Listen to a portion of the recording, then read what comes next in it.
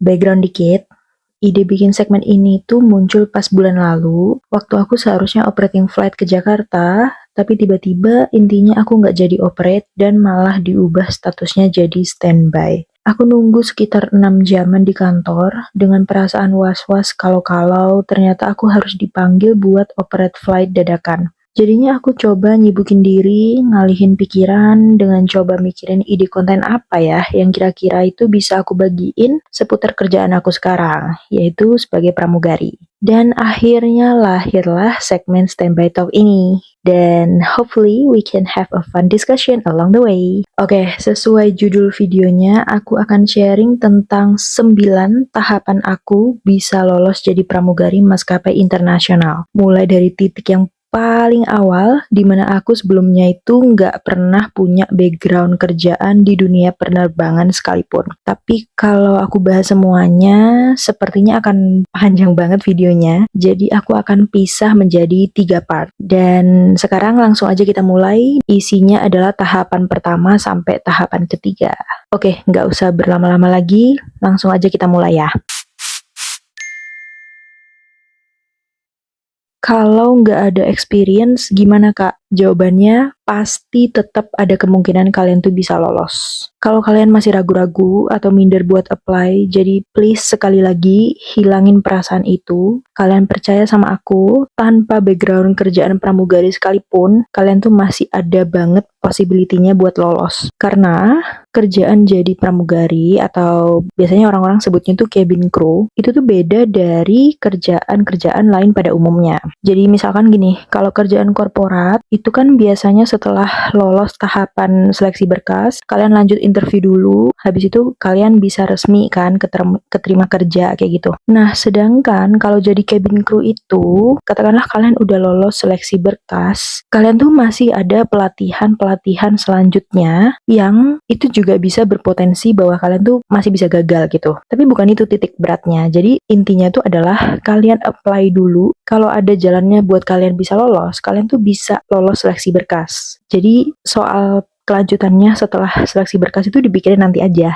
Intinya gitu. Jadi jangan ragu-ragu buat apply aja dulu dan possibility buat lolos itu masih ada. Nah, terkait dengan pelatihan-pelatihan yang tadi yang aku udah sebutin, pelatihan itu tuh nanti sifatnya lebih kepada training dari segi safety dan service yang SOP-nya tuh sesuai dengan maskapai yang kalian daftar. Jadi ketika kalian apply ke maskapai A, itu SOP-nya pasti akan berbeda dengan maskapai B. Jadi artinya, sekalipun katakanlah kalian dulu adalah ex pramugari di maskapai tertentu, atau dulu kalian pernah ikut sekolah training pramugari, kayak gitu.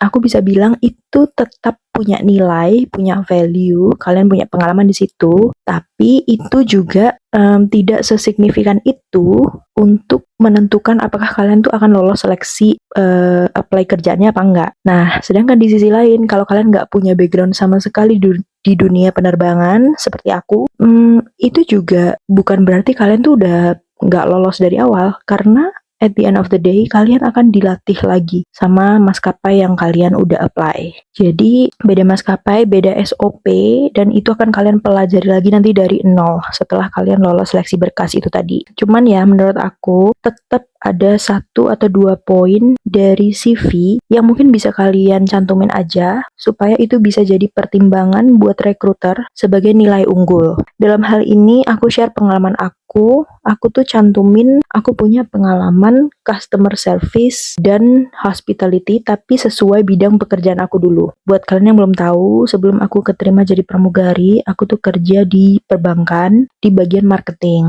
Nah, bagian marketing itu kan bukan seperti frontliner ya, yang ketemu orang langsung di depan, dan sebenarnya nggak terlalu juga relate sama hal hospitality, katakanlah kayak perhotelan atau F&B bisnis kayak gitu. Tapi aku tuh sempat nyantumin tuh ibaratnya tuh kayak practical aspek dari value customer service dan hospitality yang aku coba terapin di dunia marketing. Nah, contohnya karena aku dulu di marketing bank, aku tuh punya klien yang backgroundnya tuh beda-beda. Jadi di situ aku tuh cantumin bahwa aku tuh berusaha untuk memberikan personalized service buat setiap klien aku. Contohnya, katakanlah aku ketemu klien yang dia tuh umurnya sebaya dan dia tuh suka Korea.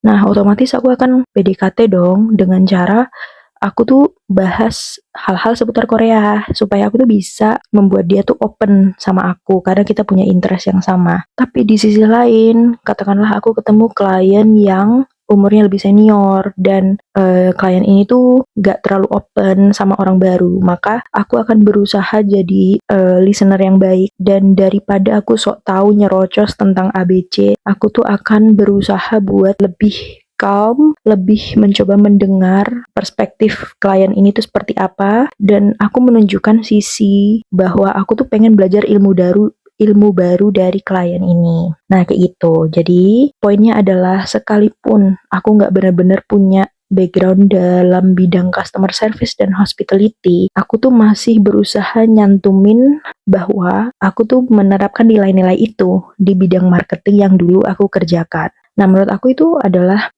perspektif baru yang bisa bikin recruiter tuh melihat kamu tuh karakternya tuh seperti apa, dan bisa jadi itu menjadi kekuatan bagi kamu, nilai plus tambahan di CV kamu supaya recruiter tuh bisa melihat kayak mungkin kandidat ini layak dipertimbangkan kayak gitu, dan terus akhirnya kamu bisa lolos.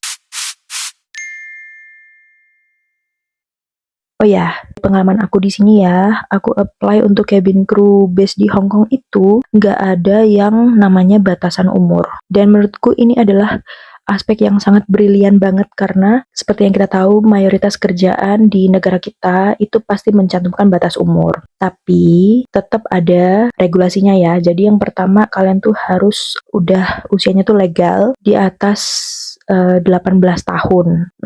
Atau enggak, lebih amannya tuh kalian di atas 21 tahun kayak gitu. Dan katakanlah ada rekan-rekan yang usianya lebih senior, jangan khawatir, kesempatan itu masih terbuka, tetapi ada proses tambahan lain nanti, yaitu rekan-rekan itu harus menyanggupi untuk melakukan rutin medical check up, karena itu adalah aspek dasar yang berkaitan dengan safety. Jadi keadaan yang menyatakan apakah rekan-rekan itu memang fit untuk terbang atau enggak gitu. Dan sekedar info tambahan aja, kenapa kok nggak ada batasan umur dalam kerjaan ini? Karena sepemahaman aku ya, khususnya di Hong Kong, untuk mencantumkan batasan umur dalam rekrutmen pekerjaan itu tuh bisa menggiring makna diskriminasi. Dari pemerintah Hong Kongnya sendiri tuh aturannya seperti itu. Jadi ya itu, makanya nggak ada aspek kayak batasan umur harus di bawah sekian tahun. Kayak gitu. Terus kalau soal pendidikan ya, ketika aku apply dulu, sebenarnya nggak ada background spesifik. Kalian tuh harus lulusan sarjana kah, atau lulusan apalah di bidang apa, kayak gitu. Tetapi aku kurang paham untuk rekrutmen yang baru, maksudnya pada masa ini. Jadi mungkin saran aku, kalian bisa research sebentar di website resminya maskapai yang akan kalian apply. Apakah mereka tuh mencantumkan kayak kalian harus punya minimal pendidikan seperti ini, atau mencantumkan aspek-aspek lainnya yang mungkin tuh bisa beda-beda dari maskapai satu dan maskapai yang lainnya. Kayak gitu.